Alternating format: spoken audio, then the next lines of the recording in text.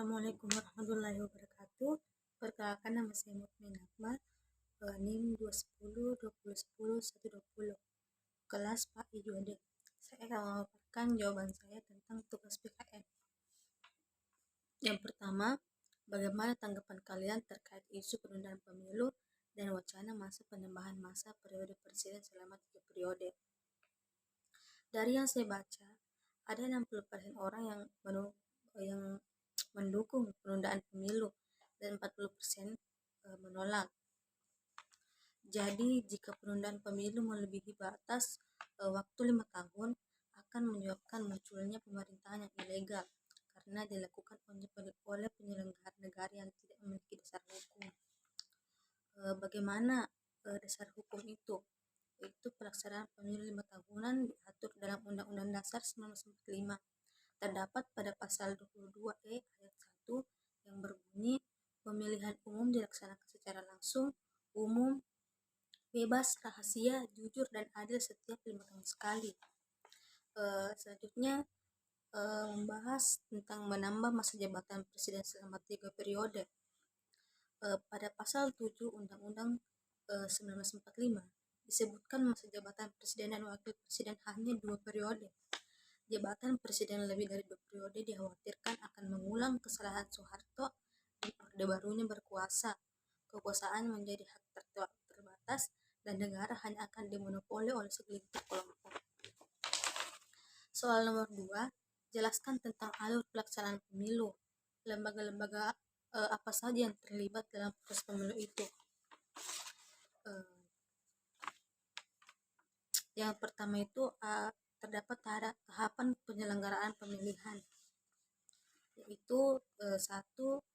Pengumuman pendaftaran pasangan calon gubernur dan wakil, kedua, pendaftaran pasangan calon gubernur dan calon gubernur, ketiga, penelitian persyaratan calon gubernur dan wakil gubernur, yang keempat, penetapan pasangan calon gubernur dan wakilnya. Yang kelima, pelaksanaan kampanye. Yang keenam, pelaksanaan pemungutan suara. Yang ketujuh, perhitungan suara dan rekapitulasi hasil perhitungan suara. Kedelapan, penetapan calon terpilih. Kesembilan, penyelesaian penyelenggaraan dan sengketa hasil pemilihan. Yang kesepuluh, pengusulan pengesahan pengangkatan calon terpilih.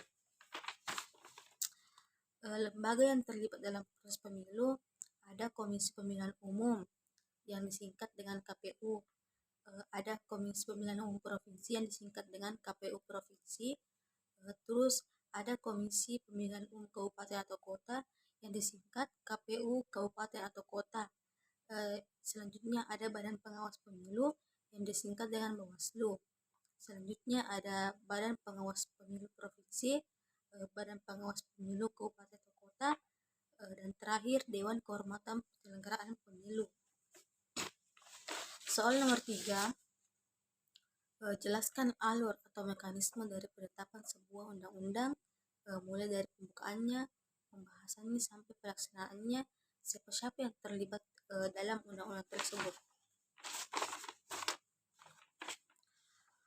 Alur pembuatan sebuah undang-undang dalam Undang-Undang Dasar 1945, pasal 20 ayat 1 menyebutkan bahwa kekuasaan untuk membentuk undang-undang ada di Dewan Perwakilan Rakyat.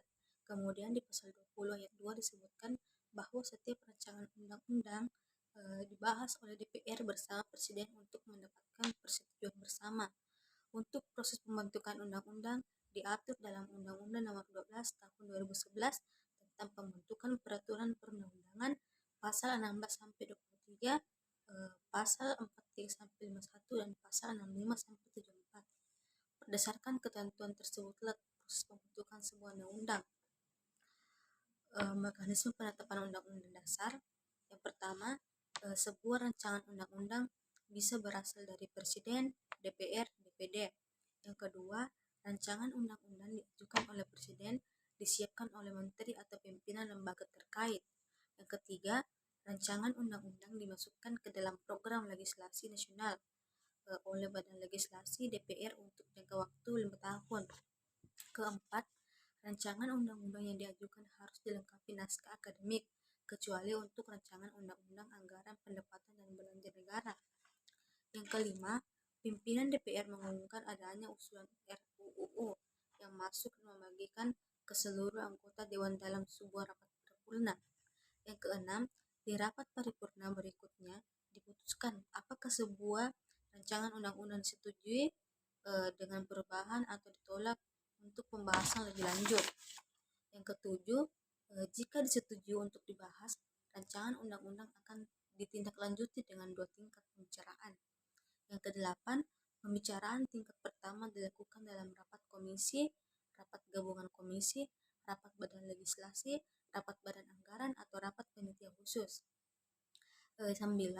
Pembicaraan tingkat kedua dilakukan di rapat paripurna yang berisi penyampaian laporan tentang proses pendapatan mini fraksi, pendapatan mini DPD, dan hasil pembicaraan tingkat pertama yaitu pernyataan persetujuan atau penolakan dari tiap-tiap fraksi dan anggota secara lisan yang diminta oleh pimpinan rapat paripurna dan pendapat akhir presiden yang disampaikan oleh menteri yang mewakilinya.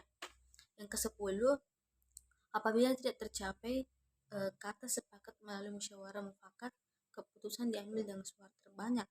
Yang ke-11, bila rancangan undang-undang mendapat persetujuan bersama DPR dan wakil pemerintah, maka kemudian diserahkan ke presiden untuk dibutuhkan tanda tangan dalam undang-undang ditambah kalimat pengesahan serta diundangkan dalam lembaga negara Republik Indonesia. Yang terakhir, dalam hal rancangan undang-undang tidak ditandatangani oleh presiden dalam waktu paling lama 30 hari terhitung sejak rancangan undang-undang disetujui bersama. Rancangan undang-undang tersebut sah menjadi undang-undang dan wajib diundangkan. Cukup sekian jawaban dari saya. Assalamualaikum warahmatullahi wabarakatuh.